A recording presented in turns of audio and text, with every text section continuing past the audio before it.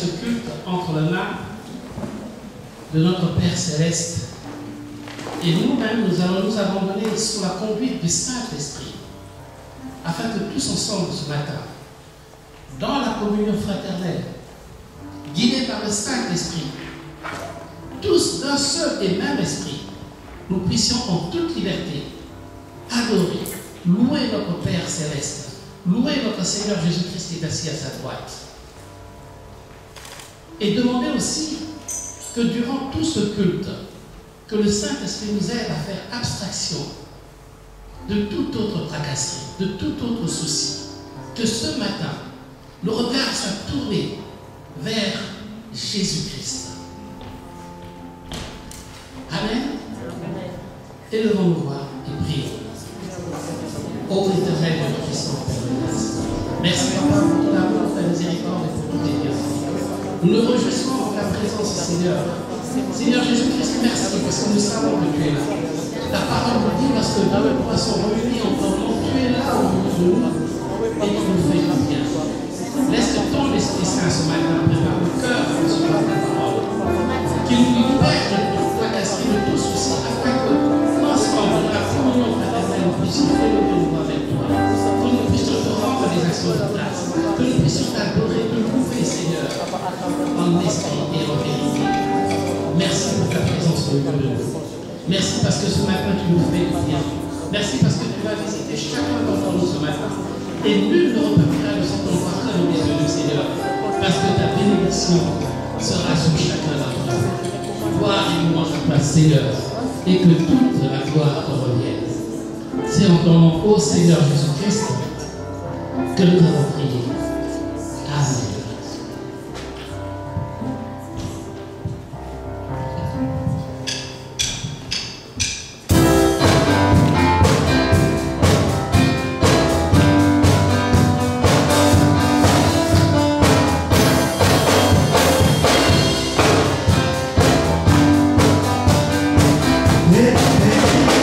Baby, baby, baby.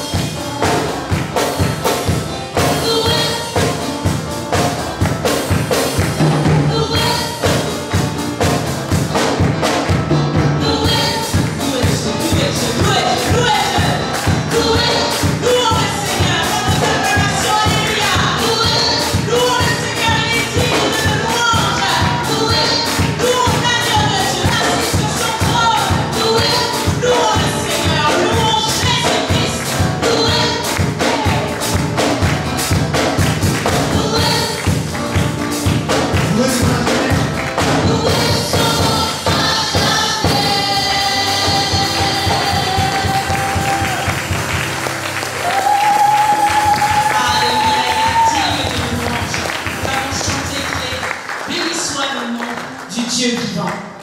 Nous avons dit louer, louer le Seigneur. Nous allons continuer à le louer. Nous allons déclarer qu'il est fort, qu'il est puissant. Nous allons déclarer qu'il est notre bouclier, notre refuge, notre sauveur, notre libérateur. Nous allons chanter ce matin que nous sommes venus pour le rencontrer. Parce que nous ne sommes pas venus pour regarder un homme, une femme, l'équipe de manche. Non, nous sommes venus pour rencontrer notre Dieu. Nous sommes venus pour acclamer notre Dieu. Nous sommes venus adorer notre Dieu. Nous ne sommes pas venus écouter ce qu'un tel a à nous dire, mais nous sommes venus écouter la voix de notre Seigneur. Et c'est ce que nous allons chanter ensemble. Que nous sommes venus pour le rencontrer et pour proclamer qu'il est le Dieu fort et puissant. Alléluia.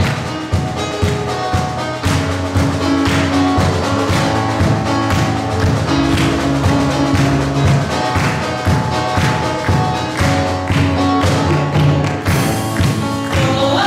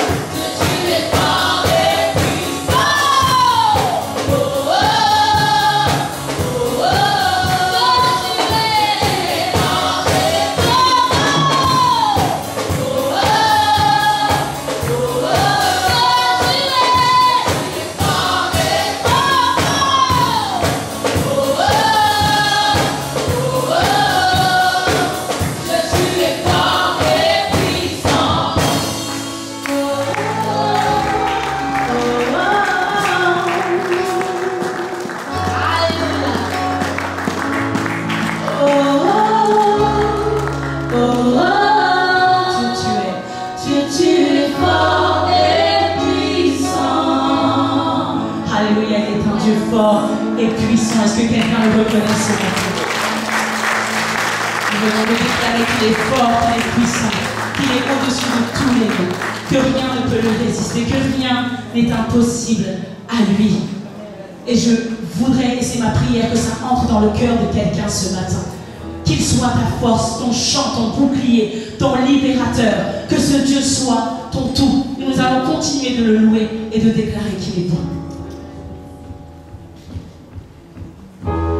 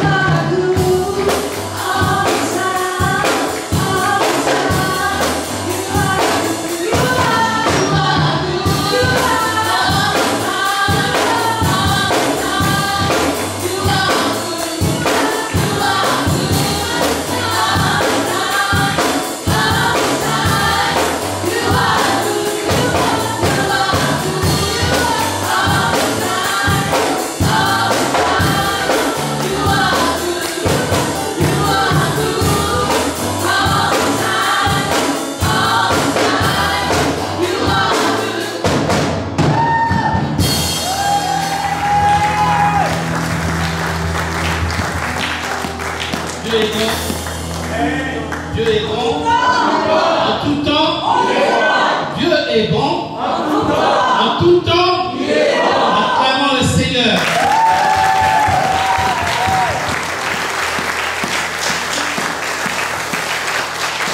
Au psaume 100, le roi David nous dit ceci. Poussez vers l'Éternel des cris de joie, vous tous habitants de la terre. Alors je vous invite tous, poussez les cris de joie vers l'Éternel. Vous tous.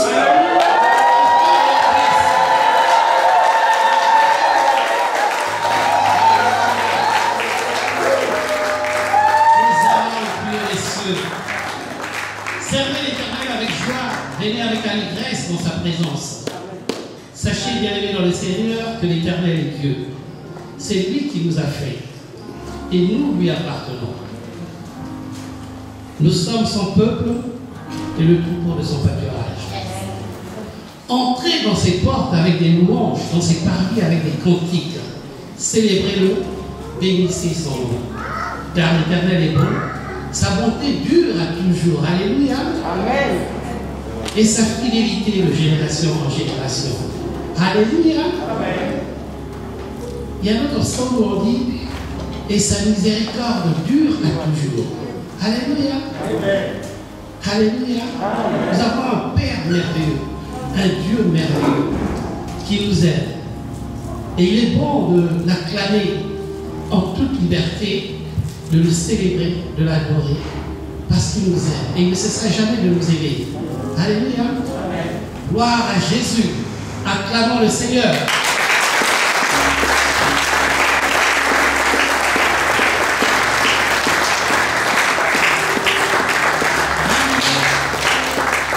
Bienvenue dans le Seigneur. Nous connaissons tous ce verset qui dit mon peuple est détruit parce qu'il lui manque la connaissance. Alléluia. Tous nous connaissons ce verset.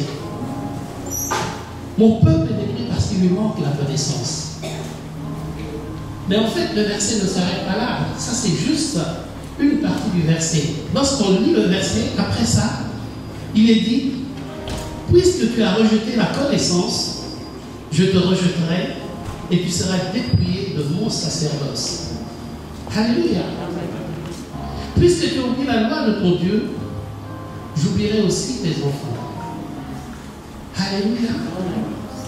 Au-delà de cette phrase que nous répétons souvent, mon peuple est détruit par manque de connaissance, il faut suivre, il faut lire ce qui suit après. Puisque tu as rejeté la connaissance, je te rejetterai et tu seras dépouillé de mon sacerdoce. Frère bien-aimé dans le Seigneur, plus que jamais nous avons besoin de la connaissance. Plus que jamais nous avons besoin de connaître la parole de Dieu. Il y a 2 dimanches, on nous a prêché ici que le terrain avait soif. Le terrain a soif de la parole de Dieu. Le terrain a soif de connaître Jésus-Christ. Mais si nous n'avons pas la connaissance, quelle est donc cette parole que nous apporterons au terrain? Beaucoup de chrétiens, nous nous contentons simplement de venir à l'église, d'écouter la parole. Et bien malheureusement, souvent, lorsque nous sortons du culte, nous oublions ce qui nous a été prêché. Et le monde nous reprend, et les soucis du monde nous reprennent. Mais ne négligeons pas la connaissance, bien-aimés dans le Seigneur. Jésus-Christ a été tenté dans le désert. Et parce qu'il connaissait la parole, il a pu se débarrasser de l'ennemi. Si nous n'avons pas la connaissance, nous serons détruits. Nous serons comme ce prince qui prend les rênes de son royaume, ne connaissant pas les armes dont il dispose. Il sera à la portée de n'importe quel ennemi. Et l'ennemi aujourd'hui encore se joue de nous parce que nous négligeons la connaissance. Nous sommes détruits parce que nous manquons la connaissance. Bien aimés, plus que jamais, nous avons besoin de faire de cette recommandation que l'Éternel a fait à Josué dans Josué 1:8, que ce livre de la loi ne se vole point de ta bouche, médite-le jour et nuit, et tu réussiras dans toutes tes entreprises. Alléluia. Vous savez, bien aimés, nous vivons une période bizarre avec cette pandémie. Et lorsque cette pandémie a commencé, même parmi les chrétiens, beaucoup ont commencé à faire toutes sortes d'interprétations, dire l'ange de l'Apocalypse a été libéré et tout ça. Ça, c'est une méconnaissance de la parole de Dieu. Et si nous savons, si nous connaissons la parole de Dieu, nous pourrons faire face à cette pandémie avec sérénité. Parce que toutes ces choses que nous vivons sont dites dans la parole de Dieu. Et nous avons besoin de la connaissance pour être forts, pour ne pas trembler à la moindre situation, pour avoir toujours le regard tourné vers Jésus-Christ, lui qui est notre porte de salut. Je vous le recommande, bien-aimés dans le Seigneur. Dans ces temps, il faut lire la parole de Dieu. Il faut méditer la parole de Dieu. Il faut aller chercher la connaissance. La connaissance de la parole de Dieu, c'est elle qui nous rend forts. La connaissance de la parole de Dieu, c'est elle qui nous permet de résister aux pièges qui nous sont tendus par l'ennemi. Et c'est elle qui nous permet d'avoir de l'assurance, de l'espérance, de ne pas vivre dans la crainte, mais d'avoir toujours l'espérance que Jésus revient bientôt. Et les signes que nous vivons sont des signes précurseurs qui annoncent le retour de notre Seigneur Jésus-Christ. Alors, plus que jamais, bien-aimés, ne soyons pas des vierges insensées, mais soyons des vierges sages. Amen. Nous allons prier. Nous allons demander à l'Éternel, parce que c'est lui qui donne le vouloir et le faire.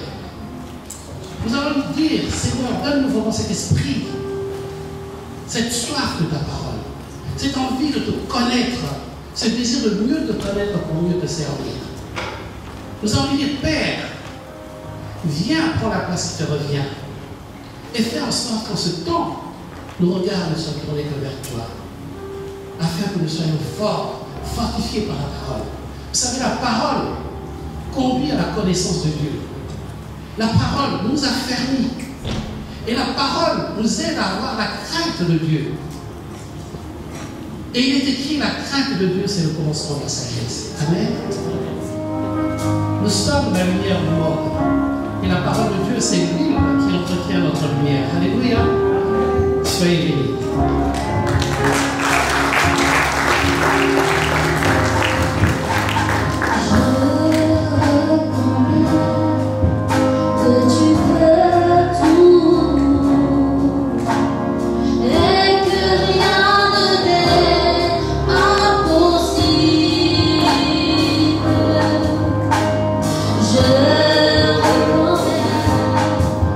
Que tu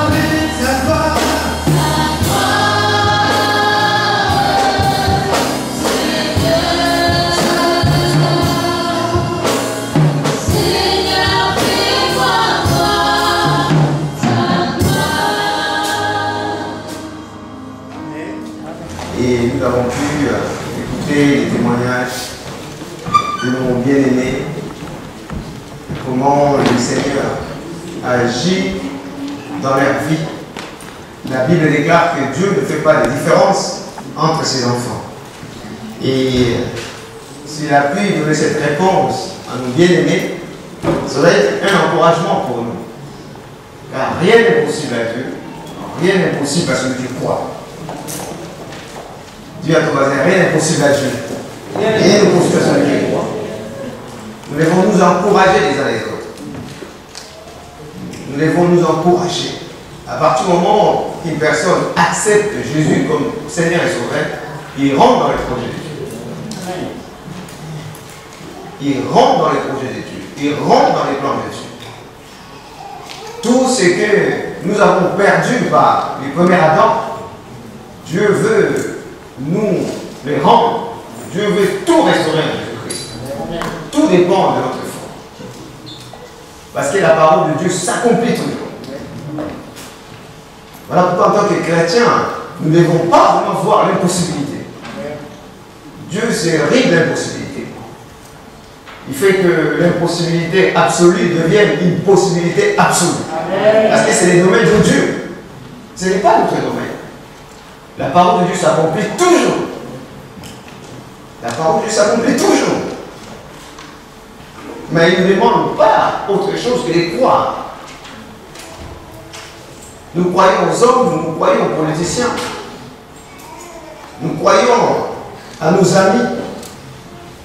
Les filles croient aux garçons. Les garçons, c'est quoi on fait? Mais parce qu'ils sont limités. Ça ne marche pas toujours. L'absolu, c'est le domaine de Dieu. Si c'est Dieu, il n'y a pas de raison. Voilà pourquoi, quand tu comprends cela, même si le frère a témoigné, pour beaucoup c'était difficile. Mais pour ce qu'il a eu à faire à des hommes et des femmes de foi, ils ont cru que Dieu l'a fait. Il reviendra un jour pour donner son témoignage. Amen. Amen. Il était assidu. Je me rappelle une fois, il s'est blessé. Il avait, je crois qu'on avait des plates ou quelque chose comme ça. Il ne veut plus venir à l'église. Mais il pleurait tout le temps. Passez pour que je vienne. Il dit, soigne-toi. Il dit, mais je sais qu'à cette heure, c'est la louange, c'est l'adoration, c'est la parole. Je suis à la maison, mais je ne suis plus l'équipe.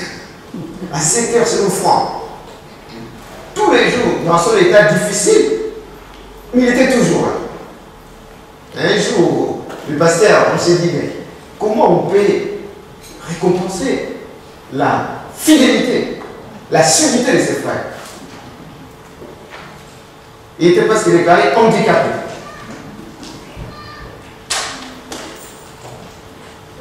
Il n'avait même pas le droit de quitter le plateau jusqu'à Crète. On avait annulé son permis de conduire, il n'avait plus droit à rien. Il a perdu tous ses droits. Mais l'Église a cru. Et le premier travail qu'on lui avait donné, c'est les fiches. Pas les fiches quand on reçoit une personne pour la première fois. On donne des fiches, c'est son premier travail. Il était faible parce qu'il prenait beaucoup de médicaments. En ce moment, il pesait plus de 120 ou 130 kilos. Donc le médicament vraiment l'avait réduit, il ne pouvait pas vraiment bouger. Il était presque là comme ça. Mais nous avons cru en Dieu. Amen. Dire dans cette église, il y a des hommes de foi. Nous, on croit, on ne voit pas les possibilités. Si Jésus est capable de ressusciter les morts, c'est quoi nous dites? C'était son premier travail. Après plusieurs années dans le système de psychiatrique à Clermont, à Fulton, mais les Seigneurs l'a sorti. Il suffit un événement à sa sortie. Même il fallait faire des tests, des contre-expertises. Alléluia. Il fallait faire des contre-expertises. Si jamais il est retombé dans la violence, pasteur, vous aurez des problèmes. Mais on a fait la première expertise, la deuxième expertise. Ils ont trouvé qu'il avait tout restauré. Amen. Amen. Amen. Amen. La fidélité paye. Il a commencé juste par distribuer les frais. Les fiches pour la première fois. Mais même quand on avait des travaux, Marie n'avait pas plus de droit de travailler. Mais il venait toujours. On dit, frère, arrête, assis-toi, assis-toi. Mais il veut toujours travailler. Voyez-vous? Est-ce que vous travaillez pour le Seigneur? Vous qui avez la santé, lui, il n'avait pas la santé. Mais il venait tout le temps pour travailler pour la maison de Dieu. Pour casser les fois, on avait besoin de casser les choses. Il était toujours là. Mais les gens qui avaient la bonne santé restaient à leur maison. Dans la saison, on nous a dit, Ézéchias, le roi Ézéchias avait quelque chose à dire à Dieu. Dieu lui a dit, tu vas mourir. Il a dit, Seigneur, j'ai déjà fait beaucoup de choses. J'ai abattu les idoles, je ne vais pas finir. Le Seigneur a dit, tu vas mourir. Si Dieu a dit, c'est fini. Il est souverain, mais il a prié. Le Seigneur a dit, non. Tu m'as convaincu. Puisque tu travailles beaucoup pour moi, puisque tu as battu les idoles, puisque tu fais ma volonté, puisque tu fais la mission, je vais donner 15 ans de plus. Amen. Alléluia. Amen.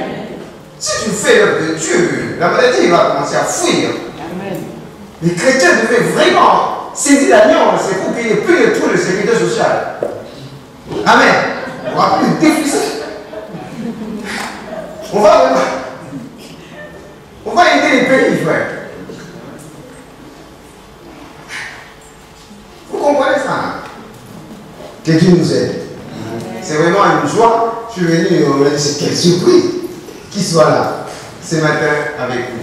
Que le Seigneur soit glorifié. On va comment ça. Il y a tellement de choses à dire, donc, mais je vais seulement dire, comme il était fidèle, ils vivaient ensemble, l'Église a décidé de le marier. Amen. Amen.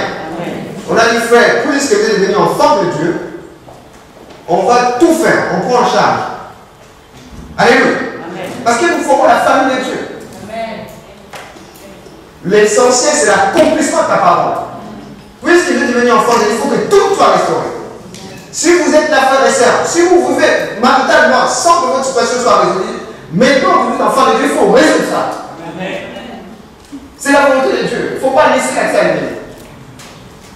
L'église a acheté tout, les costumes, tout. On leur a fait une fête et c'est fait un témoignage dans sa famille. Alléluia. Le juge m'a dit, l'église c'est comme ça. L'église c'est ça. Ah, comment ça vaut la peine. Plutôt que de parler beaucoup, il faut vraiment accomplir les œuvres. Voilà pourquoi nous ne voyons personne arrêter la mission. Nous ne voyons personne empêcher l'organisation mondiale. Cela ne dépend pas de toi. Tu peux ne pas être là, mais le Seigneur va accomplir cela. Tu ne veux pas chanter, les pierres vont chanter. Cette église a commencé dans une maison. On était famille, regarde ce que le Seigneur a fait. La parole s'accomplit toujours. Dis à ton frère, restons la foi. Arrête de pleurer. Nous avons rappelé la Seigneur, ne pas vous inquiéter. Nous avons la bénédiction d'Emmanuel. Dieu est avec nous. Si Dieu est avec nous, on ne peut pas échouer. Amen. Amen. Amen. Ils sont pas convaincants.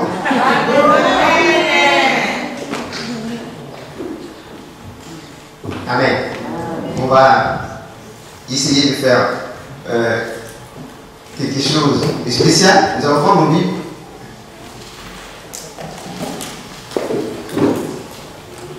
Dans l'idée de Corinthiens.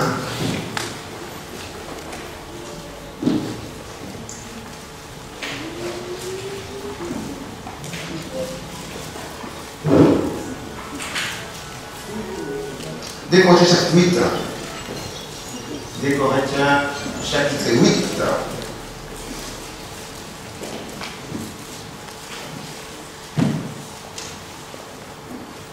On va faire un exercice, nous allons nous lever dans la présence de Dieu. Moi, j'ai lu le premier verset, vous lisez le second. Ou bien vous commencez les premiers. Donc, moi, je commence. Des Corinthiens chapitre 8.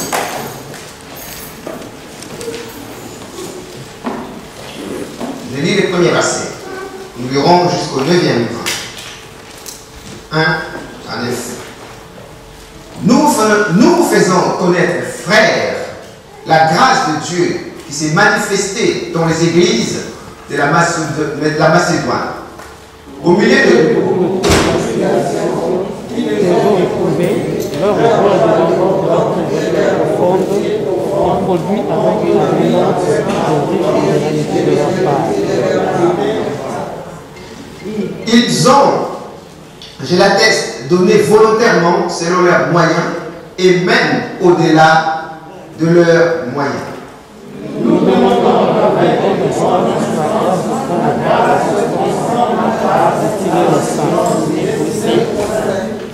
et non seulement ils ont contribué comme nous l'espérions, mais ils se sont d'abord donnés eux-mêmes au Seigneur, puis à nous par la volonté de Dieu.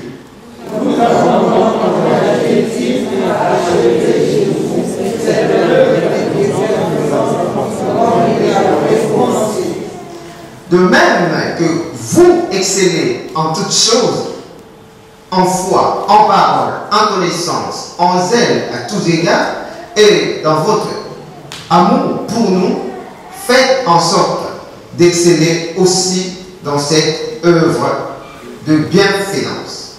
Je ne dis pas cela pour vous donner un temps,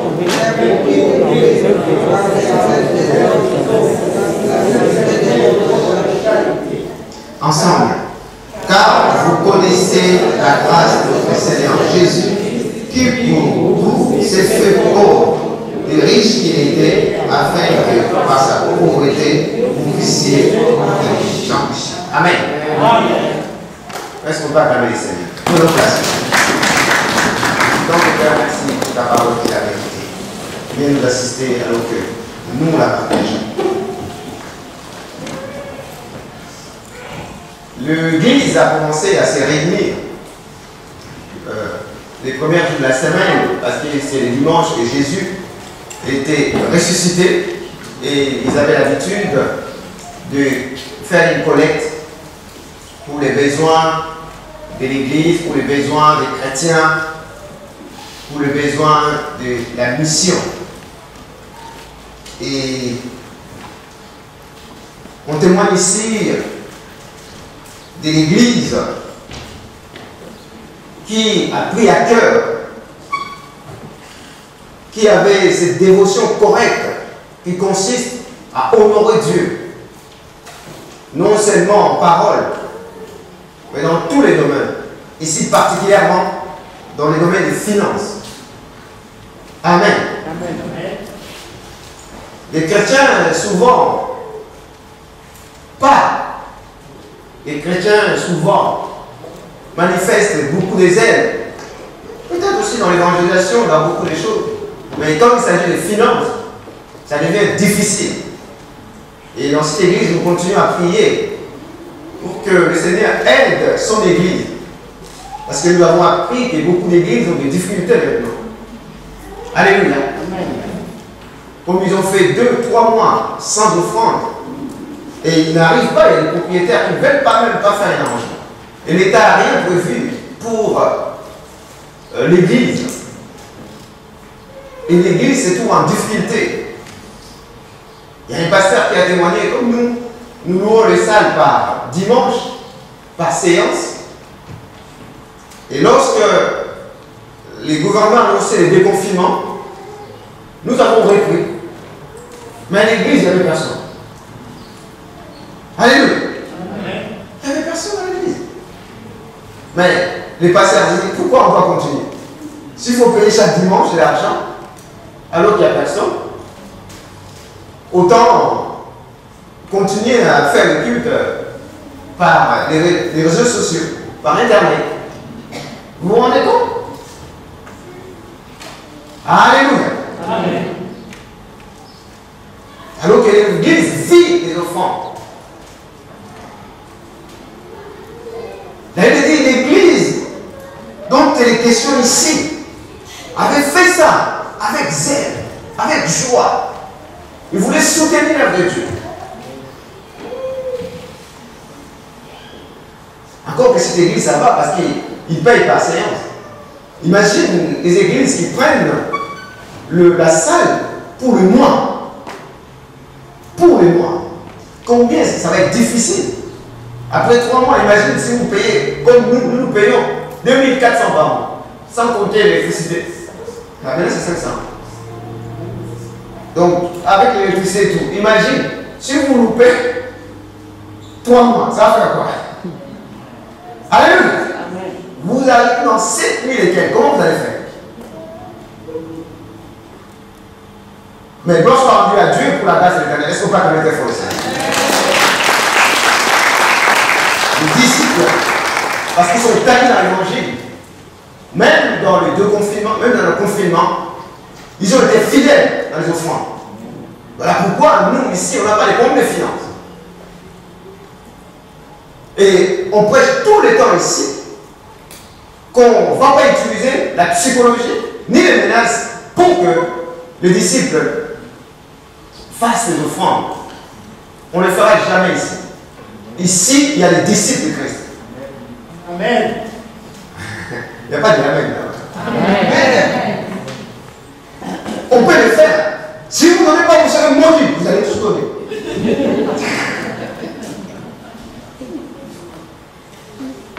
Si je prends les paniers, je vais faire les gestes prophétiques. Je jette les paniers, celui qui va venir en premier ici. Est-ce que vous n'allez pas le faire? Vous allez courir. Ils vont tous courir. les problèmes. Ce n'est pas ça la vérité. Si vous faites ça, il faut faire ça toute votre vie. Les brebis du Seigneur reconnaissent la voix. Si vous ne le donnez pas, le Seigneur va trouver les personnes pour le faire. Et nous voulons établir des vrais serviteurs de Dieu. Nous voulons établir de véritables disciples de Jésus-Christ. Même quand nous avons trouvé cette scène, il n'y avait pas beaucoup de monde. Il n'y avait que des jeunes, il n'y avait pas des adultes. Mais on n'a jamais eu des problèmes d'argent. Amen. Les parents ont commencé à venir après, quand ils ont vu les changements chez leurs enfants. Quelle est cette église qui a changé pour ma fille? Quelle est cette église qui a changé mon garçon? Il faut que j'aille voir. Alléluia. Donc on ne change pas. On est parti derrière du tout en terre d'alliance et Dieu a fait son œuvre. Voilà pourquoi le titre de ce matin, le message du matin s'intitule Les finances de lumière. Alléluia. Les finances des lumières. On peut parler d'économie des lumières. On peut aussi parler d'économie des lumières. Nous parlons des finances des lumières. Parce que nous voulons faire la mission mondiale. Dieu a déjà préparé les finances pour la mission mondiale, pour l'évangélisation mondiale.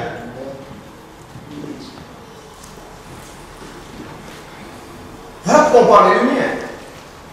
C'est quelque chose qui est préparé par Dieu. La lumière, c'est Dieu. C'est la paix et la joie. C'est l'abondance, c'est la prospérité. Les ténèbres, c'est la jalousie, c'est les querelles, c'est les disputes. C'est l'envie, c'est la jalousie. Mais Dieu est lumière. C'est comme ça que lorsqu'il fallait créer les mondes, il a chassé les ténèbres. Genèse chapitre 1er, verset 1er à 2. Il a chassé les ténèbres. Il a appelé la lumière. Que la lumière soit, la lumière fut. Et c'est comme ça qu'il créera l'homme à son image et à sa ressemblance. Et il va les placer dans ce lieu d'abondance, dans ce lieu de réjouissance, où tout était à profusion, où il y avait de l'abondance.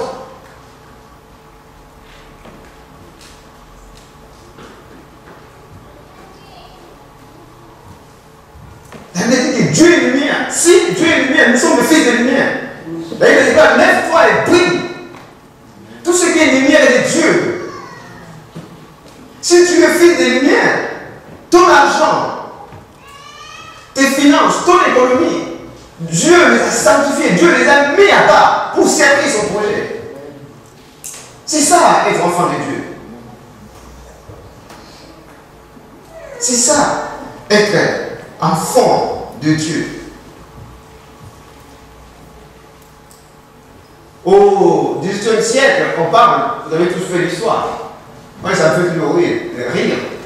On parle des siècles de lumière. Alléluia. Ah, j'ai des siècles de lumière. De la force, des pays de lumière. Siècles de lumière.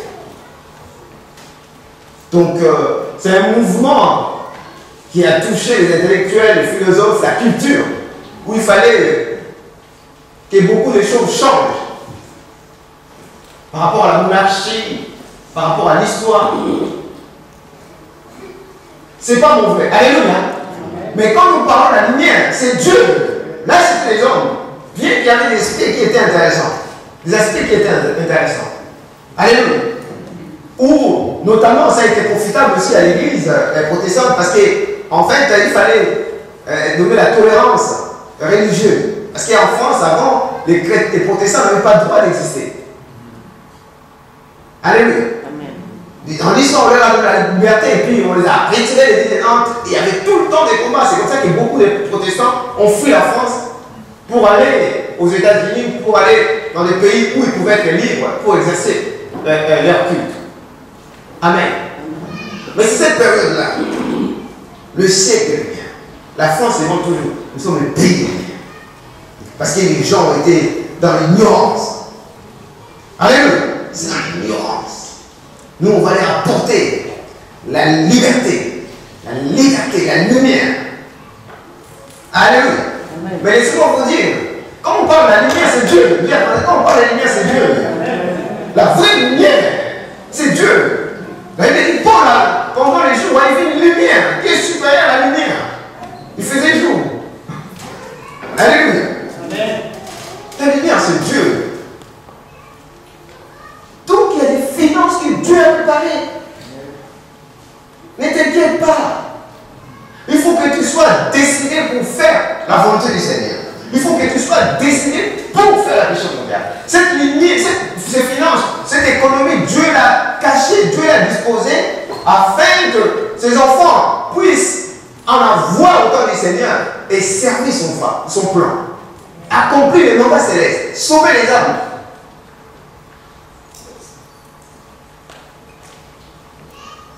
Ça a permis, pendant ce siècle, qu'il y ait beaucoup de changements par rapport à la colonisation, par rapport à la liberté des religions. Alléluia.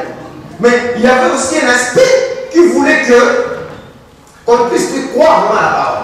Il fallait confronter la parole à la raison. Alléluia. À la raison. Or, la Bible, c'est la parole de Dieu.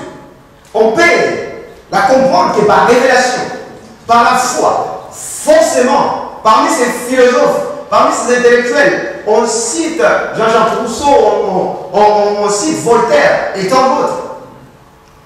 Mais en fait, ils ne s'opposaient pas vraiment à la religion. Ils croyaient en Dieu, ils voulaient qu'on mette un peu de l'ordre parce qu'en ce moment-là, la religion soutenait seulement la monarchie. Alléluia. Le roi était soutenu, il fallait tout accepter. Parce que c'était des sujets du roi. Il y avait comme un vent de liberté. Mais laissez-moi vous dire que la vraie liberté, c'est Jésus-Christ. Si les filles sont franchis, vous êtes réellement libres. Vous êtes réellement libres. Je veux dire, même quand nous regardons le monde, il y a des aspects qui peuvent être corrects, mais il faudra pas saisir les choses sans l'évangile. Il faut tout saisir avec la lumière de l'évangile. L'évangile, c'est un homme. L'évangile, c'est Jésus-Christ. L'évangile, c'est Jésus qui a tout accompli à la croix. La Bible dit ici dans ce passage, il s'est fait pauvre pour que nous soyons enrichis. Il s'est fait pécher pour que nous venions justice de Dieu. Alléluia. Il s'est fait malédiction pour que nous rentrons dans la bénédiction de Dieu. Pour que les choses soient rétablies comme au commencement. Dieu a chassé la lumière. Il les a placés en abondance dans le jardin d'Éden. Alléluia. C'est vrai qu'il y a eu beaucoup de changements. Mais la vraie réponse, c'est Dieu. Il y a eu comme un vent où les gens sont portés vers l'humanisme. C'est pas mauvais. Alléluia. Alléluia. Où on pensait qu'il y a l'égalité des races, il n'y a pas une race qui soit supérieure. Et tout ça sont de bonnes choses. C'est un aspect. Moi, je pense que même derrière tout ça, il y a des projets cachés de Dieu. Parce que Dieu réalise ses projets même au travers des actions imparfaites des hommes. Voilà pourquoi il ne faut pas être troublé. Sinon, on va rentrer dans la politique. Ou la colonisation. Alléluia. C'est une action imparfaite des hommes. Mais au travers de ça, l'essentiel que les gens puissent avoir la connaissance du vrai Dieu qui s'est fait chair, c'est qui? Je ne sais pas, attendez, c'est qui? J'aime bien. Sinon, vous allez vraiment être troublés. Même si le roi des Belges avait donné l'ordre aux prêtres, depuis que les gens ont vu cette vidéo, les gens sont troublés. Alléluia. Même s'ils ont fait ça, ça ne change pas l'évangile. Jésus est Christ. Dieu agit même au travers des actions imparfaites des hommes. Voilà pourquoi nous ne voulons pas rentrer dans la politique. Nous restons dans l'évangile. Nous comprenons l'évangile dans l'histoire. Ça peut être mauvais aujourd'hui dans l'histoire, ça va changer. Tu peux être pauvre aujourd'hui, demain ça peut changer. Tu peux avoir des difficultés aujourd'hui. Demain, ça va changer. Parce que tu es avec Dieu. Emmanuel, Dieu parmi les hommes. Dieu avec nous. Si c'est difficile pour toi, ça va être difficile pour Dieu. Quel est ton problème? Le manque de péché? Quoi? La pauvreté, quel est ton problème? Les difficultés à l'école? À la croix, Jésus a tout accompli. Amen. C'est ça l'évangile.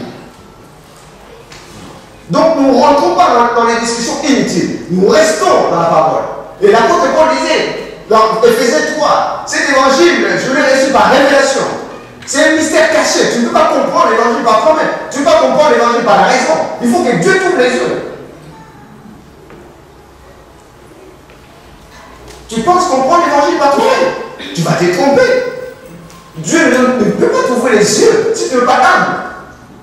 Jésus a dit, je suis venu pour que les aveugles voient. Pour que ceux qui voient deviennent aveugles. C'est-à-dire, si tu crois que tu connais tout, tu n'as pas besoin de Jésus. Tu n'as pas besoin de Jésus. Mais si tu es humble, le Seigneur va t'ouvrir. C'est comme ça que la même parole est prêchée dans l'église. Il y a des gens, ils n'ont rien reçu. Ça reste comme une parole incompréhensible. Alléluia. Mais il y a d'autres qui sont là. Amen. Amen. Amen. Amen. Et toi, tu es toujours. Pourquoi dire Amen? Tu viens toujours en retard. Alléluia. À Paris, je disais souvent des Amen. Un jour, j'étais absent. Et un frère qui venait me voir. Ah, tu ne dis pas, il n'y avait pas des Amen. Parce que moi, des fois, quand j'entends des Amen, je fais marcher l'arrière. Après, je comprends. Ah, si il a dit Amen, il y a quelque chose qui m'a passé. Après, j'arrive à comprendre. Donc, comme dimanche, je n'étais pas là, c'était difficile pour moi. Mais même pour Amen, ça peut vraiment aider les autres. Même ta liberté, même ton zèle, ta façon de louer, de danser, ça peut communiquer des grâces aux frères et sœurs. Sur quelque chose que Dieu t'a donné. Amen. Même si tu n'es pas pasteur.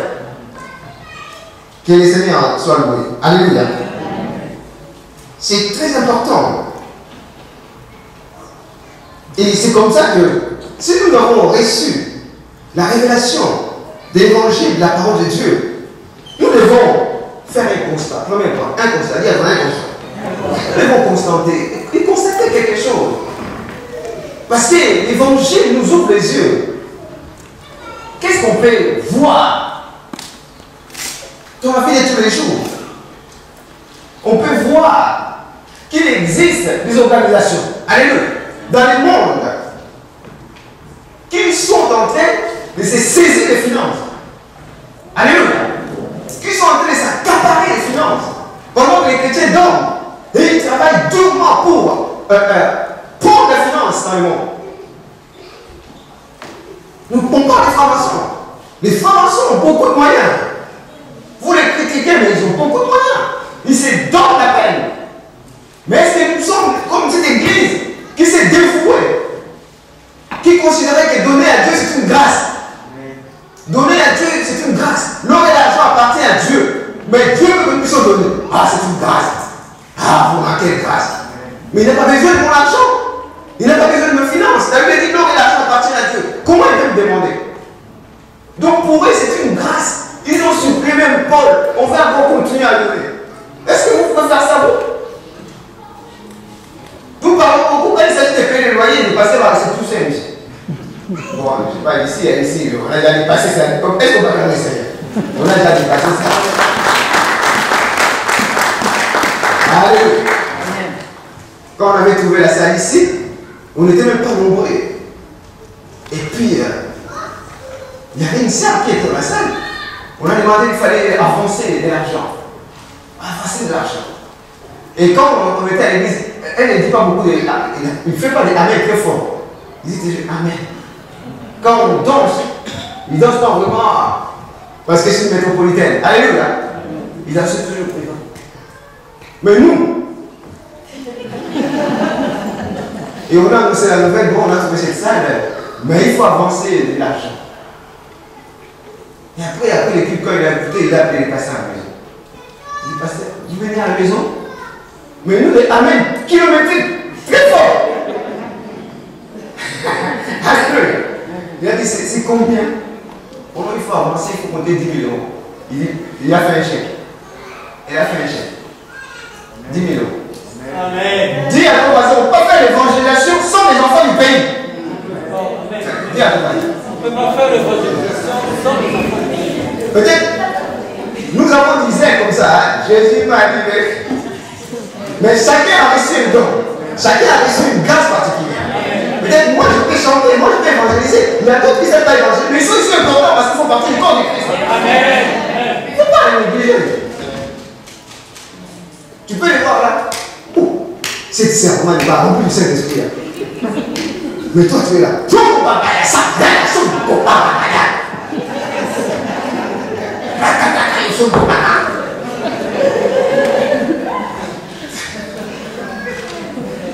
Mais elle est dans sa main.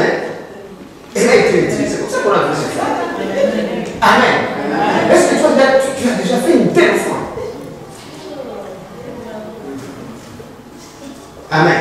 Voilà pourquoi quand on a commencé, le Seigneur nous a dit c'est une église de mission, de l'église des nations. Alléluia.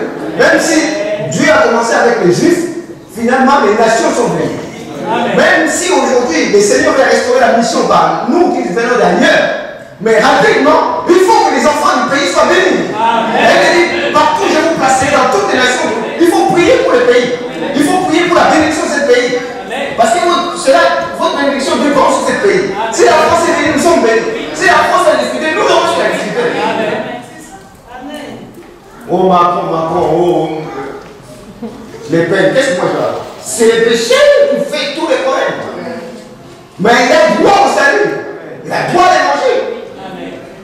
J'ai demandé à un pasteur, il faut vraiment sauver la France. Il dit, ah, parce que moi, je n'ai pas eu la grâce pour sauver les Français. On est blancs là, on fait la grâce. Ils vont vraiment nous créer des problèmes à l'année. Mais qui vous a dit juste la guerre? Est-ce que vous pensez pas que c'est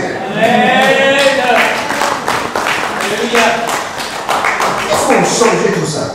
Que les seigneurs vont dire, quelle console nous devons faire? Il y a la mafia. Il y a des organisations de mafieuses qui s'organisent. Les Italiens, les Colombiens, ils se mettent ensemble, ils forment l'unité pour que leurs affaires marchent. Ils n'ont pas la même nationalité. Mais dans le cadre de leur business, ils s'échangent des marchés. Est-ce que toi tu veux la réussite de ton frère? Est-ce que tu veux que ton frère soit béni? Si tu n'es pas capable vraiment déjà de bénir l'homme de Dieu, comment tu vas faire pour le frère? Hein? Que les seigneurs soient bénis. Il y a des nuages. Des nuages. C'est des organisations sataniques. Ils font des séminaires. Ils louent des hôtels 5 étoiles pour se reconstruire, pour retrouver les mois. Les mois. Alléluia. Mais ton moi a été gâté par les péchés après. Mais tu peux retrouver une image que lorsque tu vas voir Jésus-Christ. Autrement, ce ne sont pas des formations, des séances, ça coûte 5 000 € pour participer. Ils payent. Mais nous, c'est gratuit. Le Seigneur ne nous force pas. Il veut seulement que nous comprenions ce qu'il nous a reçu pour qu'en retour, nous puissions aider à ceux qui sont œuvres puissent aller là-bas. Pour des formations pour se reconstruire, pour retrouver les moi, pour connaître le divin qui est caché en toi. Tu ne peux pas retrouver ça, l'image, sans Jésus-Christ. Alléluia. Tout ça, c'est des mensonges. Il est écrit dans Jean chapitre 8, verset 44, que Satan est le père du mensonge. Alléluia. Satan est le père du mensonge. Il trompe tout le monde. Il veut contrôler les finances, il veut contrôler l'économie. Il rentre même dans les œuvres de charité. Il contrôle tout. Avant les œuvres caritatives, ce sont les chrétiens qui le faisaient. Vous savez, les chrétiens, quand ils récoltaient l'argent, ce n'est pas pour s'enrichir. Alléluia. C'était pour aider, c'est l'église qui participait. L'église était riche. Tous les dons venaient de l'église. Et l'église pouvait faire œuvre sociale. Et il pouvait pénétrer par les sociales pour faire connaître le Christ. Mais aujourd'hui, l'église n'a rien. Est-ce que vous savez que même l'armée d'Israël, on lui a interdit de mettre des Bibles dans les chambres? Ils ont des hôtels, des foyers comme ça pour héberger les gens. Mais comme ce ne sont plus les chrétiens qui financent ces œuvres, Les païens ont dit, si vous laissez la Bible, vous n'en plus rien. Vous entendez ça? Pourquoi Dieu va nous bénir? Pourquoi la pauvreté, le manque d'argent va nous empêcher de faire l'évangélisation?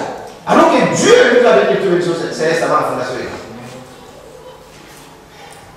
Amen. Aujourd'hui, la Croix-Rouge, même à la Croix, je dis, bon, il ne faut plus parler de Jésus. Mais pourquoi ils arrêtent? Parce qu'ils n'ont pas les finances. Si on n'a pas les finances, on ne peut pas réaliser les projets de Dieu. Si on avait des maisons, des grandes maisons, on pouvait prendre des gens qui sont dans la rue pour les placer dans nos maisons. Parce que ce n'est pas pour un temps, c'est pour un temps. Parce que Dieu qui est fidèle, qui l'a appelé, va tout restaurer. C'est pour un temps. Alors, prochainement, il faut m'acheter des maisons. Dis, allez, acheter des maisons. Arrête d'acheter des voitures, il faut acheter des maisons. Il faut vraiment se lancer dans les affaires. Parce que si les chrétiens continuent à soutenir ces œuvres, ils ne changeront pas les contenus. Mais puisqu'ils n'ont pas de moyens, combien de pasteurs sont en train de céder parce qu'ils ont problème d'argent? Il y a un pasteur en Afrique qui a dit, oui, mais la responsable de l'église, elle est partie avec le monsieur qui vient avec la Mercedes. C'est qui? Oh non, mais c'est lui qui tient l'église, c'est lui. Et son mari, oh non, mais pourquoi pasteur tu ne travailles pas? Oh non, mais c'est lui, tout ça, c'est lui, tout ça. Mais si je... Après, comment on va manger?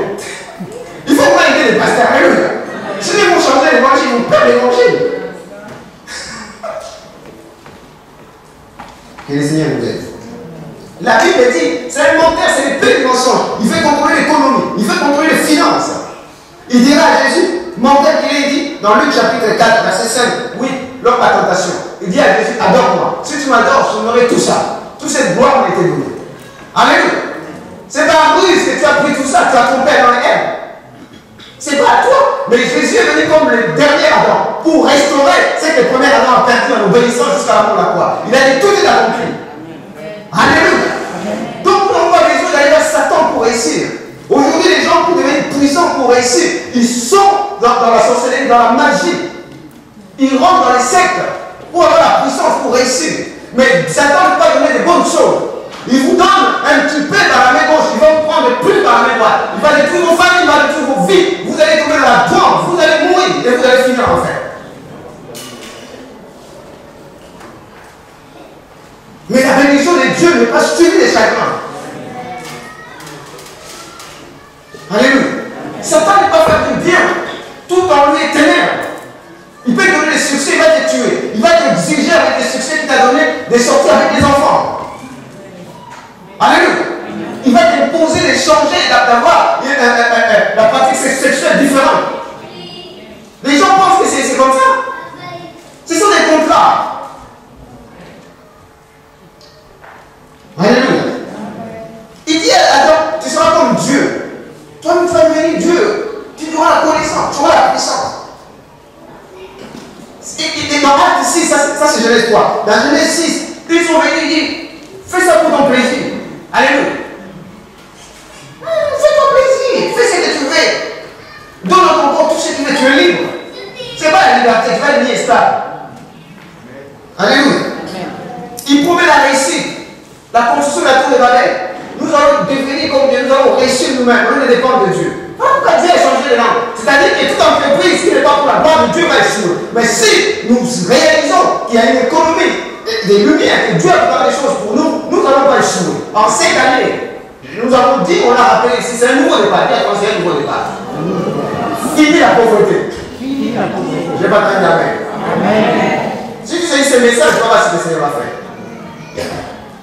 Parce que tu crois que tu as acheté une maison, tu as une Mercedes, ou bien tu as une voiture, tu as... C'est pas ça, c'est rien par rapport à ce que tu peux donner. Est-ce que tu es fidèle dans le pain que tu as reçu? Tu as tout ça, tu donnes 10 €, alors que les gens qui sont pauvres, ils donnent 5 €. Ben, si tu envoies ça, il ne peut pas te donner plus. À ceux qui ont beaucoup aussi, il faut donner beaucoup aussi, Dieu demande beaucoup. C'est le cœur. La Bible dit dans ce passage, c'est le cœur. Amen. Amen.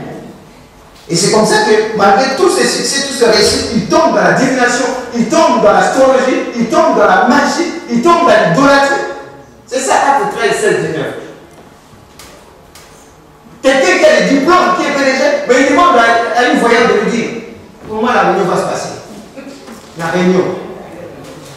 Toi, tu as des gros diplômes, des diplômes, tu demandes à quelqu'un qui va étudier, de te dire ce qui va se passer demain. Parce que souvent, quand les hommes se trouvent devant les limites, ils font recours à une puissance.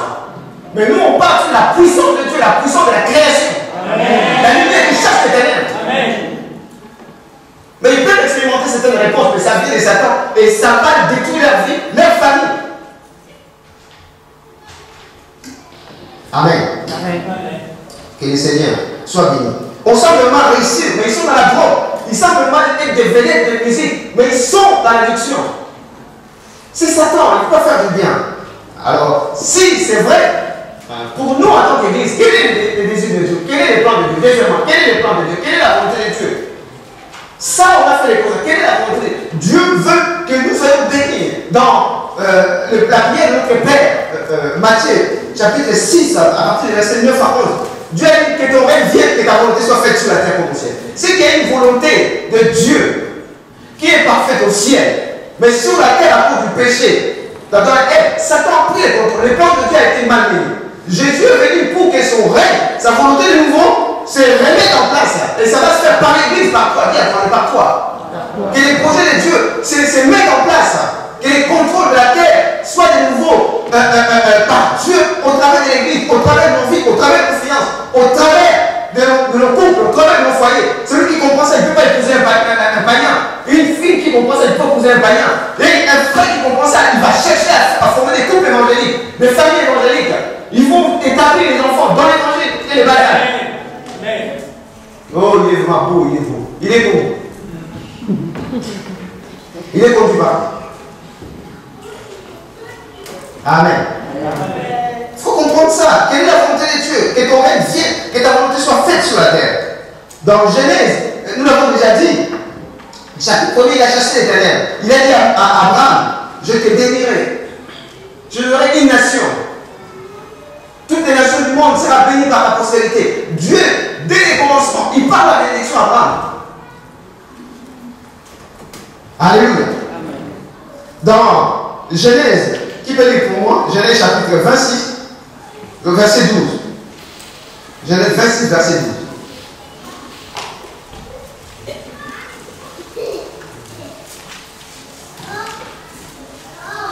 Alléluia. Rapidement pour nous. Amen. Genèse, chapitre 26, au verset 12. Isaac sema dans ce pays, et il recueillit cette année le centuple, car l'Éternel le bénit. Amen. Donc, comme il était dans le projet de Dieu, Dieu a fait alliance avec Abraham. Il a béni Abraham, il a révélé cette alliance à son fils Isaac. Et la Bible déclare, malgré l'opposition, malgré l'adversité, Isaac a continué à être béni. Alléluia. C'est la volonté de Dieu. Dans Exode 12, verset 35 à 36, la Bible déclare aux enfants d'Israël, vous allez sortir de l'Égypte avec des richesses. Alléluia. Vous allez sortir, je vais toucher l'Égyptien Pharaon, afin qu'en sortant de l'esclavage, vous ayez des richesses. Parce qu'avec cet argent, vous allez me construire un lieu, un tabernacle, où je vais être parmi vous, avec vous. Et si je suis avec vous, la bénédiction de Manuel, vous ne manquerez de rien, je continuerai à vous bénir. C'est ça, Exode 12. C'est Dieu qui a touché l'Égyptien. C'est Dieu qui a touché Pharaon pour qu'Israël sorte avec les moyens. Et en sortant, il y avait un projet de Dieu qui est la mission mondiale, qui est l'évangélisation mondiale. Donc, en d'autres termes, si tu es destiné dans ton cœur, si les sorts de ton cœur, c'est de sauver les âmes, lorsqu'une âme se convertit à une fête au ciel, Dieu a préparé une finance de lumière. Amen. Alléluia. C'est lui qui a béni Job. Job dans Job 1er verset 6 à 12. Satan était même jaloux. Il a dit Job te sert parce que tu l'as béni. Alléluia. Ce n'est pas vraiment son cœur. C'est facile pour que Dieu conteste quand la personne est bénie. Mais c'est la volonté de Dieu. Mais puisque Dieu devait le défier, il dit même s'il perdait ça, il va continuer à me servir. Quel est le centre de ton cœur? Tu sers le Seigneur pour l'argent ou bien tu le sers parce qu'il t'a sauvé et il t'a choisi parmi tant d'autres pour que, comme il a choisi Jésus, son œuvre puisse prospérer. En quoi ta vie fait prospérer l'œuvre de Dieu aujourd'hui? Alléluia. Que le Seigneur nous aide. Alors désormais, il faut vraiment restaurer ça. Il faut rentrer dans la culture. Il y a dans la culture. Il faut rentrer dans la culture. Dans la culture, il n'y a pas de chrétiens. Moi, je bénis Dieu. Je dis toujours aux jeunes, vous savez que les chroniques de Narnia, c'est un livre qui a été écrit par un pasteur qui a été adapté au cinéma. Alléluia. C'est pour transmettre des valeurs chrétiennes. Alléluia. Des valeurs chrétiennes. Si un chrétien fait des films, ça va véhiculer le pensée chrétienne. Des valeurs chrétiennes. Mais qui est dans la culture?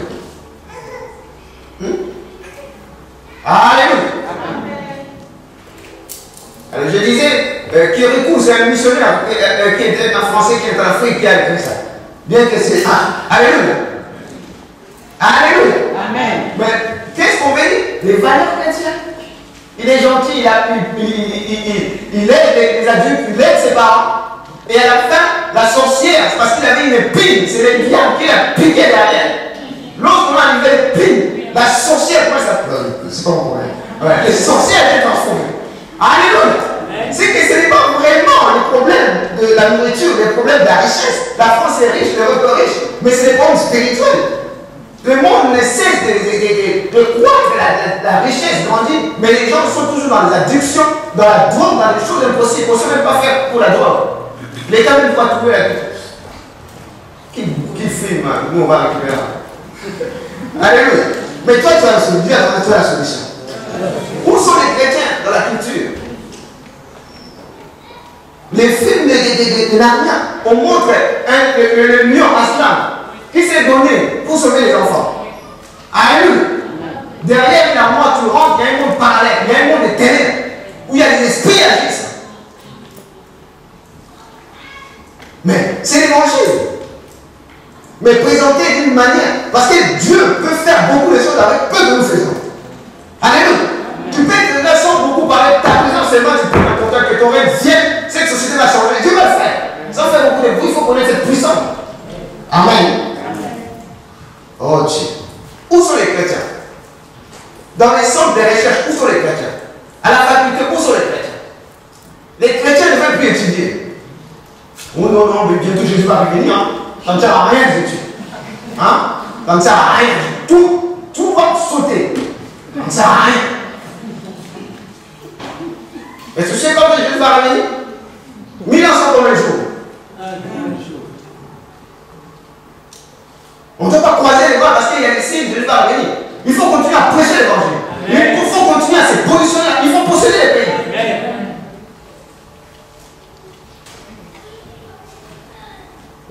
Tout le monde est devant, c'est plusieurs fois à la fin du monde. Il y a des gens qui ont tout vendu, après ils sont réveillés le matin. Ils ont tout. Alléluia. Que le Seigneur nous aide.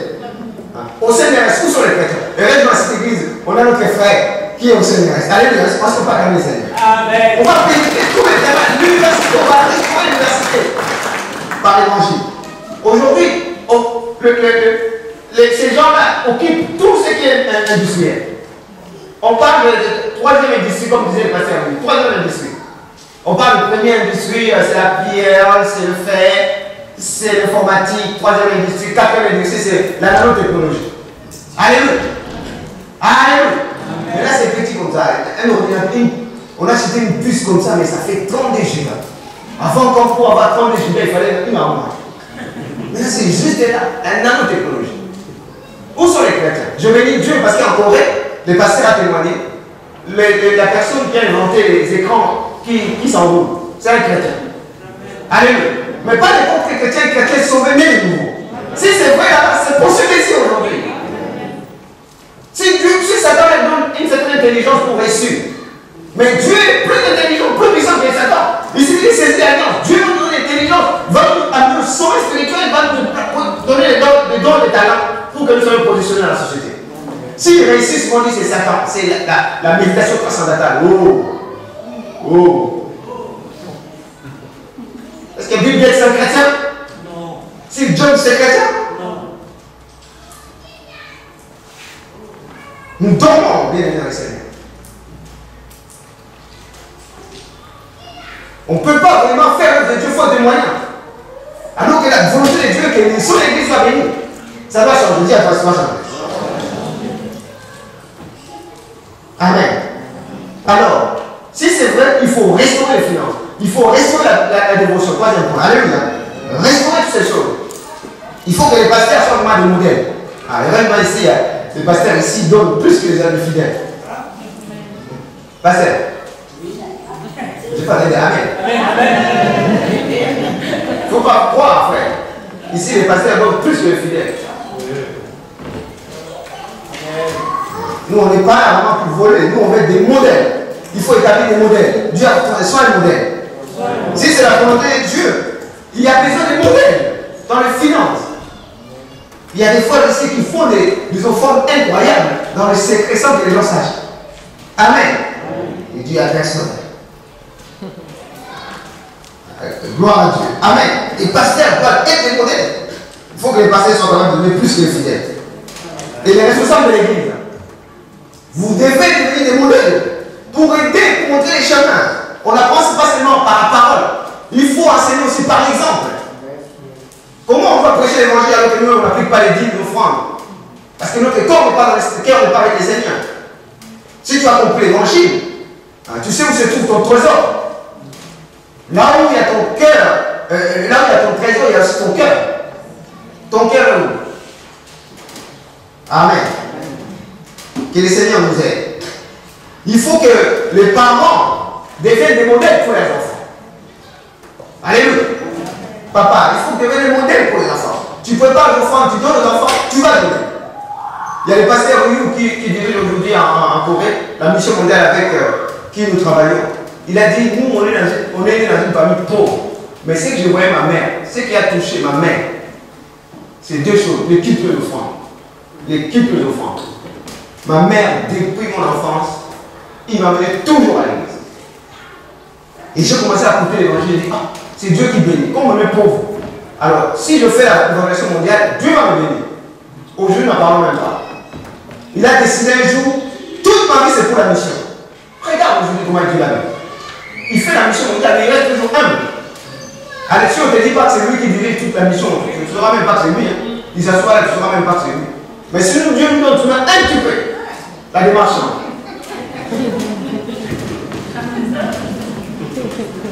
Alléluia. Bien, il faut être humble, hein, parce que Dieu va commencer à te bénir. Il a dit, ma mère me montrait toujours, ma mère me montrait toujours à l'église. Il y a des parents qui disent, oh, il est fatigué, lui-même va se décider. Il est fatigué. À l'école, tu lui dis qu'il est fatigué. Tu l'amènes. Et pourquoi dans les choses de Dieu qui est plus important que l'école? Amen. Ici, dans cette église, il y a des... Moi, les voitures que je possède ici, avec lesquelles je roule, ce sont les enfants de l'église. Ce sont les jeunes de l'église. La première voiture, c'est vraiment l'enfant de Maman Kouti là. Il faisait les BTS. Il passait, tu fais trop les terrains. Tu fais trop les terrains. Moi, j'utilise la voiture seulement le week-end. Mais dans la semaine, je prends les trains. Mais toi, tu fais beaucoup de terrains. Prends la voiture, mon petit. Toi, tu es encore jeune, utilise-les. Il dit non. Il a barré. Il a mis nous. J'avais pas le choix. Allez, il m'a donné la première voiture. Il ne gagne pas beaucoup, il était étudiant en bénévolat dans le Seigneur. Voilà pourquoi il faut vraiment préparer les enfants. Alléluia. Les enfants sont nés dans l'église, vont faire mieux que les parents. Les parents, parce qu'ils sont nés dans l'Égypte, il y a beaucoup de problèmes. S'il y a une petite difficulté, on va tout là. On va être là. Mais les enfants ne sont pas comme ça. Il y a un enfant en Congo qui a dit à son papa, papa, tu m'achètes l'ordinateur, tout ça parce qu'il a des besoins. Et papa a dit, mais tu me coûtes trop cher, toi. Il dit, mais non, papa. Si tu es béni, c'est grâce à moi. Parce que moi, je vais faire les relations mondiales. Dieu n'a pas le choix de te bénir. Voilà pourquoi je demande l'ordinateur, il faut donner. Papa a dit, ah, ça c'est une vraie réponse. Ah, il était content de voir que son fils, à son âge, il fait des comme ça. Que Dieu nous aide, hein? Donc, on raconte qu'il y a des gens qui ont fait des projets pour le Seigneur et Dieu les a bénis et a béni leur descendance. Parlons de David. David dans 1 Chronique 29, verset 12, 16. 29. On va prendre ça avant de le comprendre. Alléluia. 1 Chronique 29, qui veut les prendre à partir du verset 12 jusqu'à 16. 1 Chronique 29. C'est la volonté de Dieu que nous soyons prospères. Mais pourquoi Dieu va nous bénir si ce n'est pas pour faire la volonté de Dieu? Venez dans le Seigneur, c'est très important. Qui peut les prendre? 29, à partir du verset 12 à 16. 1 Chronique 29, 12 à 16. C'est de toi que viennent la richesse et la gloire. C'est toi qui domines sur tout. C'est dans ta main que sont la force et la puissance. Et c'est ta main qui a le pouvoir d'agrandir et d'affermir toutes les choses. Maintenant, ô notre Dieu, nous te louons et nous te célébrons. Et nous célébrons ton nom glorieux. Car qui suis-je et qui est mon peuple que nous puissions te faire volontairement ces offrandes? Tout vient de toi et nous recevons de ta main ce que nous t'offrons. Nous sommes devant toi des étrangers et des habitants comme nos pères. Nos jours sur la terre sont comme l'ombre et il n'y a point d'espérance. Éternel notre Dieu, c'est de ta main que viennent toutes ces richesses que nous avons préparées pour te bâtir une maison. À toi, à ton saint nom, et c'est à toi que tout appartient. Amen. Amen. David a eu cette pensée de construire un temple pour le Seigneur. Et Dieu a fait alliance avec lui. Il a dit, je te bénirai, je mettrai ta descendance. Jusqu'à la fin des temps, tu ne manqueras pas de roi sur les trônes. Et voilà pourquoi, après David, c'est Salomon qui était le roi le plus riche de tous les temps. Parce que son père, son papa David, lui a appris ces choses. Et lui-même, il a pratiqué le front, lui-même, il a pratiqué les dits. Et c'est une alliance qui a continué jusqu'à la naissance de Jésus-Christ. Alléluia, qui veut comme le roi des rois. C'est comme ça. Dans Marc chapitre 10, il dit aux jeunes riches, vends tout et suis-moi. Le riche, comme il avait beaucoup de richesses, est parti. Les apôtres ont dit, mais comme c'est difficile, mais qui peut être sauvé? Mais au verset chapitre 10, verset 27, il est écrit, Jésus les regarda et dit, cela est impossible aux hommes, non, mais non à Dieu, car tout est possible à Dieu. Pierre s'est mis à lui dire, voici, nous avons tout quitté et nous t'avons suivi.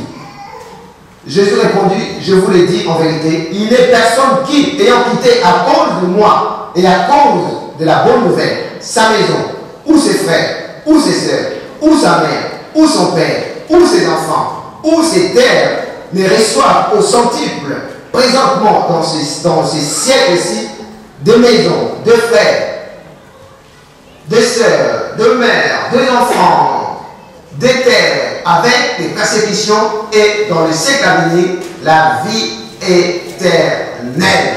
Alléluia. Alléluia. Si toi tu ne veux pas donner, Dieu va appeler une personne qui vont les donner. Les premiers seront les derniers, les derniers seront les premiers. Pour Dieu, c'est impossible. Même si tu es pauvre. Le pasteur a dit, comme moi-même a commencé à nous amener, on n'avait rien. J'étais au Fédère, mon père est mort, on n'avait rien. Mais j'ai cru en Dieu pour l'évangélisation mondiale et Dieu m'a béni. Pourquoi Dieu nous donne la richesse? Amen. Et c'est ce que nous allons saisir en cette journée. Pour finir, le plus important, c'est de restaurer nos foi. Restaurer les vies. On ne doit pas se présenter à Dieu le même vide. Il faut toujours avoir de foi. Il y a un jeune, quand il s'est converti, je lui ai donné des formations. Je suis allé donner une formation de chambre haute. Il m'a dit, pasteur, moi je ne manque jamais de foi de dimanche. Je lui ai dit, comment ça? Je dis, comment tu ne manques jamais? Je lui ai dit, moi je ne dis jamais.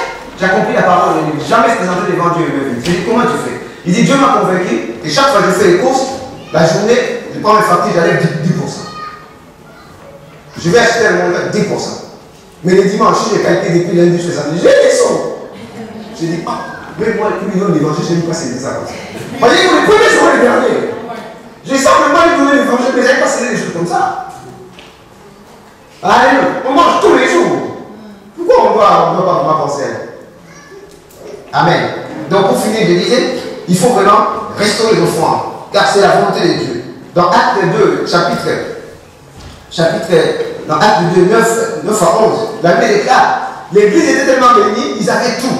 Quand les gens se convertissaient, ils étaient bénis spirituellement, matériellement et leur famille était bénie. Alléluia. Puisque ceux qui étaient riches vendaient tout pour que personne ne manque de quoi que ce soit. Donc, la volonté de Dieu que nous soyons bénis spirituellement, matériellement, tout le gars, ça s'accomplissait déjà dans l'église primitive. Et le modèle chrétien, c'est l'église primitive. Alléluia. Le christianisme, c'est la seule religion qui a commencé dans l'amour. Bien dans l'amour. Vous pouvez tout mettre en commun. Il n'y avait pas question de couper la tête. Les gens étaient libres. Nous n'allons pas faire comme soi-disant les autres. Nous, c'est l'amour. Et les données du Seigneur sont cachées partout, comme les finances de lumière sont cachées, et les Seigneurs vont permettre que nous puissions les rapporter, parce qu'il est dans 3 janvier, il dit, soyez prospères comme prospère l'état de votre âme. Donc la première bénédiction, c'est la bénédiction spirituelle.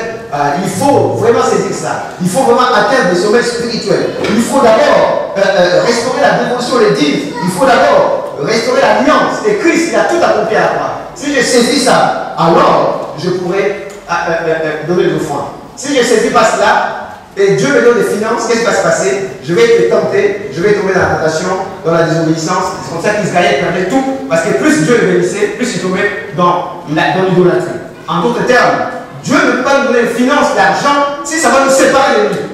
Parce qu'on peut avoir tout leur argent, si c'est pour que nous manquions le ciel, alors si Dieu le permet, c'est qu'il est méchant. Parce que tout ce que nous allons vivre sur la terre ne vaut pas le ciel. Voilà, il ne peut pas permettre de nous donner des moyens qui vont nous perdre. Voilà pourquoi il essaie d'abord de chercher d'abord le royaume. Matthieu 6, 33. Chercher le royaume. Si nous sommes établis, même si Dieu nous donne, nous ne serons pas troublés. Nous allons continuer à respecter les pasteurs, nous allons continuer à aimer les frères, nous allons continuer à soutenir la mission mondiale. Ainsi, nous manquerons de rien et cette bénédiction continuera sur nos enfants. Amen. Donc, merci pour ta parole qui est la vérité. Nous te rendons sur les grâces parce que tu nous as bénis. Amen. Amen.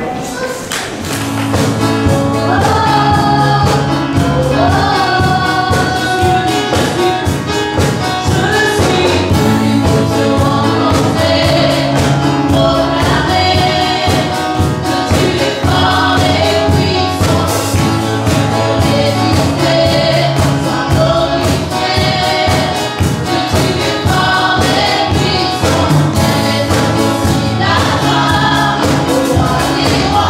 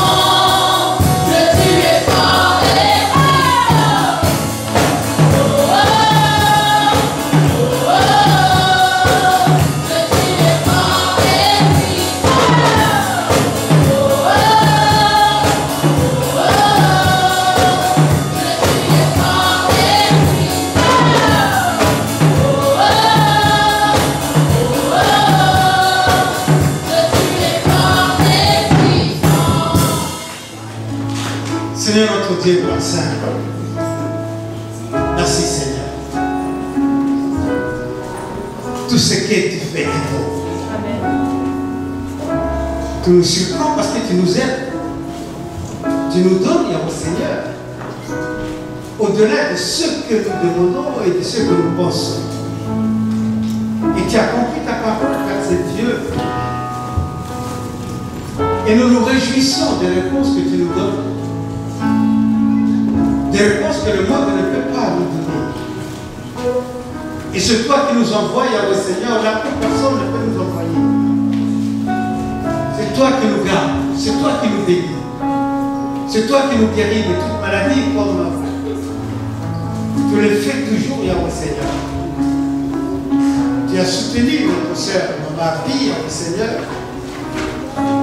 Tu es avec elle, tu la gardes, Yahweh Seigneur. Sois avec notre sœur Hélène, Yahweh Seigneur Dieu. Yahweh Seigneur, sois avec chacun de nous ici présents. Même ceux qui ne se sont pas avancés, qui ont des projets à cœur, bénis-les, Yahweh Seigneur. Jésus, tu nous as dit, si nous gardons ta parole dans le livre de Deutéronome, tu ouvriras les églises des cieux et tu ordonneras à la bénédiction de nous suivre et elles vont nous atteindre. C'est pourquoi nous te louons, nous te bénissons, Seigneur, Dieu Père Saint. Je proclame, Père d'amour, Père de beauté, que ton Église est bénie au nom de Jésus-Christ. Amen. Je proclame, Seigneur Dieu, Père Saint, la réussite dans la vie de chacun au nom de Jésus-Christ. Amen. Nous proclamons, Père d'amour, Père de beauté, que nos enfants sont bénis au nom de Jésus-Christ. Amen. Nous avons vu par ce Dieu les résultats de la vie. Nous avons les 100%, nous te bénissons. Aussi pour ceux qui sont à l'université, tu les as bénis aussi. Nous bénissons les couples. Que le couple soit toujours uni au Seigneur. Nous voulons qu'il y ait des mariages. Au nom de Jésus-Christ. Nous voulons tout régulariser. Nous voulons, Seigneur, Dieu d'amour, de beauté. Que tes enfants continuent à se réjouir de ta parole qui s'accomplit dans leur vie. Que la grâce de notre Seigneur Jésus-Christ, l'amour infini de notre Dieu le Père, nous soit toujours accordé dès maintenant et à jamais. Yahweh Seigneur, nous te bénissons aussi pour notre enfant qui était malade à Beauvais. Alléluia. Et tu as écouté, tu as exaucé nos prières. Il est sorti, il est avec nous, Yahweh Seigneur. Viens le bénir, bénis aussi les parents. Amen. Amen. Alléluia.